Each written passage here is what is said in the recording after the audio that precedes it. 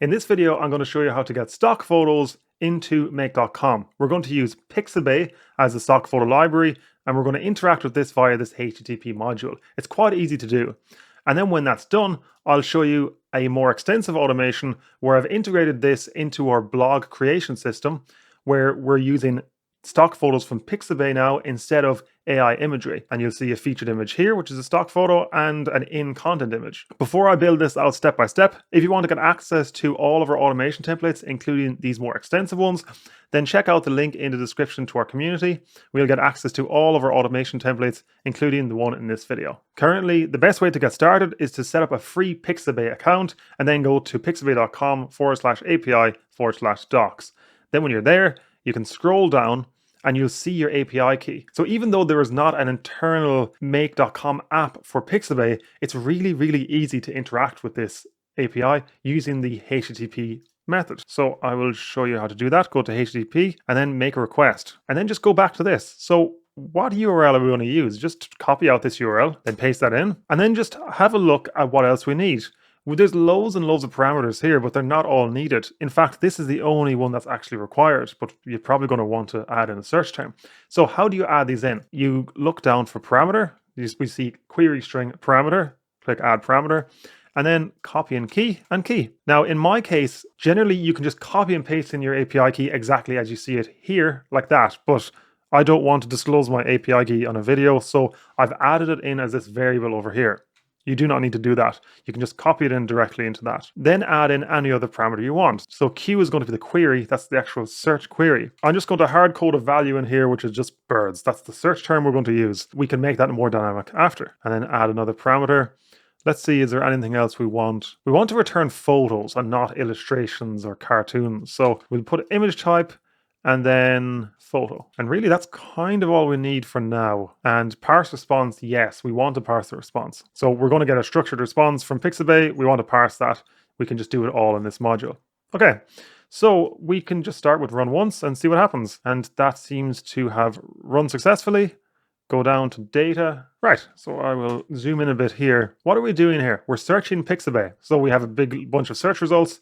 And you see here you have filters like photos, illustrations, vectors, orientation, size. All of these parameters here is a way for us to programmatically filter in a similar way to that. So in our case, we've only filtered by the search term and the image type, similar to how you would filter by photos image type here.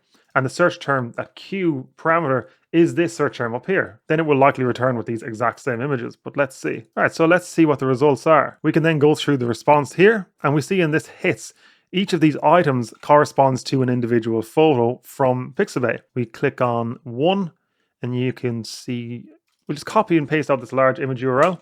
Open that up. Excellent. There we go. So we have that image. So let's say we want to get the first image from that list. It's quite easy to do. Go to tools, we can go to set variable. Variable name can just be image URL. All right, so how do we get the image? So go to hits, select large image URL, let's say, and type 1.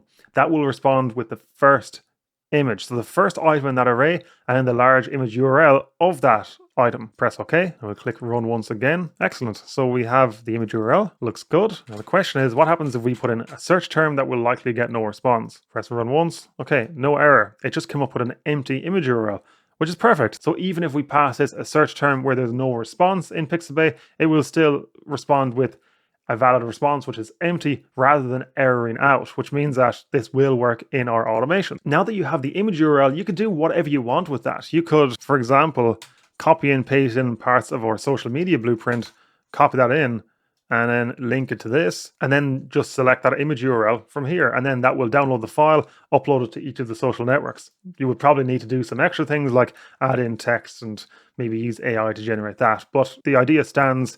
You can quite easily interact with lots of other systems when you have that image data ready to go. You might be wondering how we integrated this into our AI blogging and social media system. I'll give you a very quick run through, but check out the link in the description if you want a more detailed walkthrough of exactly how this process works. But we have an Airtable base, and this creates an article outline and creates an entire article from scratch with imagery and YouTube videos. It will then upload the article to WordPress and then draft social media text.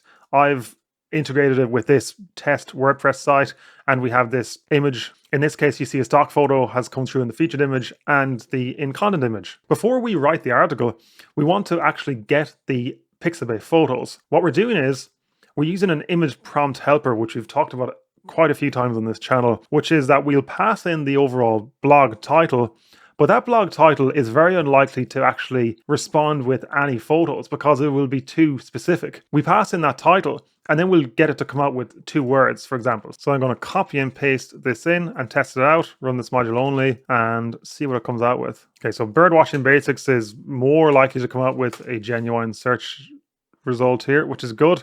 Otherwise, if we copied and pasted in the entire blog post title, it will come out with far less relevant results, as you see here. Then we pass that into this make a request. This is the exact same as this make a request that we added before. The only difference is that I've added in this horrible set of nested replace statements just to clean up the response that we're getting from Claude. Sometimes it can respond with additional or hidden characters that can cause problems. So we often just add this in just in case. The only thing you need to really care about is that we're passing in this text response from Claude. And if we continue with this scenario with this run, then it would pass in birdwatching basics into here. And I will also add an image type to further filter those photo. Okay, right. So we're making one request to Pixabay, and then in the stock image response, I'm setting multiple variables. So we have featured image URL and content image URL.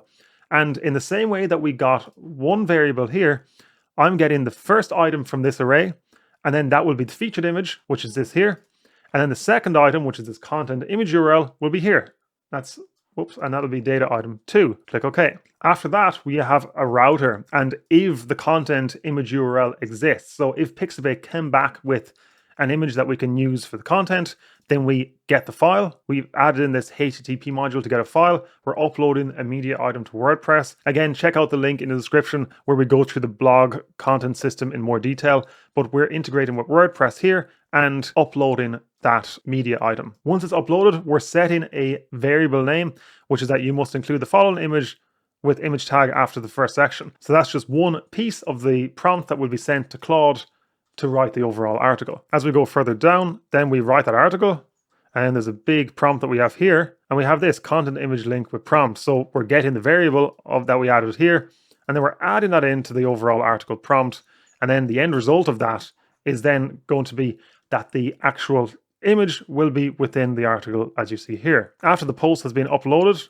we add in another router, which will then upload the featured image. So in this case, we're actually breaking apart the uploading the image to WordPress and adding a media item. After the post has been uploaded, if the featured image URL exists, then we're going to get that featured image, upload the image, and then attach it to the post ID from up here. And that's what you see here. Then after that, the entire scenario is exactly the same as previous. I've also added in these break error handlers, like right click and add error handler, and then select break. If Claude is overloaded and temporarily cannot respond, instead of erroring out the entire scenario, this will reattempt that execution a few times. To do that, make sure to go to settings and select allow storing of complete executions. So that's how you interact with a stock photo library like Pixabay. If you want to access all of our automation templates, including this one, then check out the link in the description to our community. We'll get access to all of our automation templates, including the one in this video. We have weekly events, an active community, pro level support,